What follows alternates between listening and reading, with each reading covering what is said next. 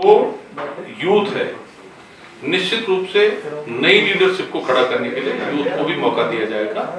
तीसरी चीज, महिलाओं को भी उत्तर प्रदेश की तरह 40% तो शायद यहाँ न दिया जाए, लेकिन जहाँ जहाँ पर महिलाएं मजबूत दावेदार के रूप में होंगी तो वहाँ उनको भी प्राथमिकता दी जाए।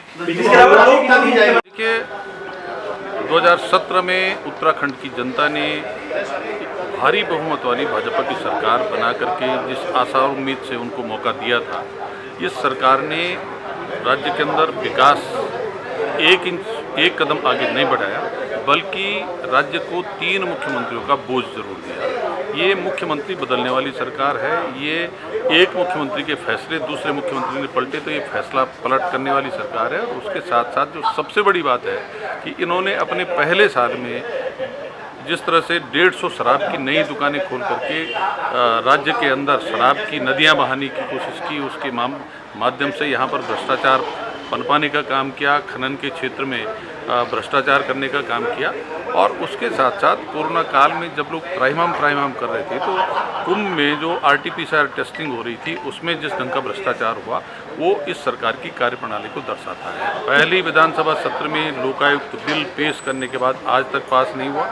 और उसके साथ साथ तो एक सबसे बड़ी बात है कि वर्तमान मुख्यमंत्री ने परिसंपत्तियों के बंटवारे में लखनऊ जाकर के उत्तर प्रदेश के मुख्यमंत्री योगी आदित्यनाथ जी के सामने जाकर के पूरी तरह से घुटने टेक दिए। वहां पर उत्तराखंड के हितों को गिरवी रखने का काम किया। जो इन्हीं की सरकार में, त्रिवेंद्र रावत की सरकार में परिसंपत्तियों के बंटवारे पर कुछ निर्णय लिए गए थे, उन निर्णय को पलट करके राज्य को नुकसान पहुंचाने की साजिश की है। तो हम इसकी कड़ी निंदा करते हैं। और उत्तराखंड में जिस तरह का वातावरण है, कांग्रेस की सरकार बनने का वातावरण है। कांग्रेस की सरकार ने अपने पहले और दूसरे कार्यकाल में जिस ढंग से राज्य के अंदर ढांचागत विकास करने के साथ साथ राज्य में उद्योग धंधे स्थापित करके रोजगार की संभावनाओं को खड़ा किया, राज्य में शिक्षा, स्वास्थ्य, बिजली, पानी, सिंचाई के क्षेत्र में बड़े काम किए। और दूसरी तरफ उत्तराखंडियत को जिंदा रखने के लिए जिस तरह से यहाँ के स्थानीय उत्पादों, बोली, भाषा, संस्कृति को बढ़ावा देने का काम किया, उससे लोग अब समझ गए हैं कि भारतीय जनता पार्टी झूठ बोलने वाली पार्टी है। इसकी सरकार बनने पर महंगाई बढ़ती है, बेरोजगारी बढ़ती है, किसान को परेशानी होती है, महिलाओं को परेशानी होती है।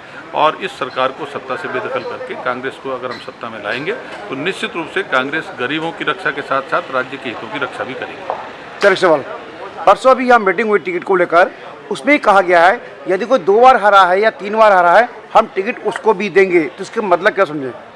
देखिए, टिकट देने का काम पार्टी में जो प्रदेश इलेक्शन कमेटी है, जो स्क्रीनिंग कमेटी और सेंट्रल इलेक्शन कमेटी, उनका है।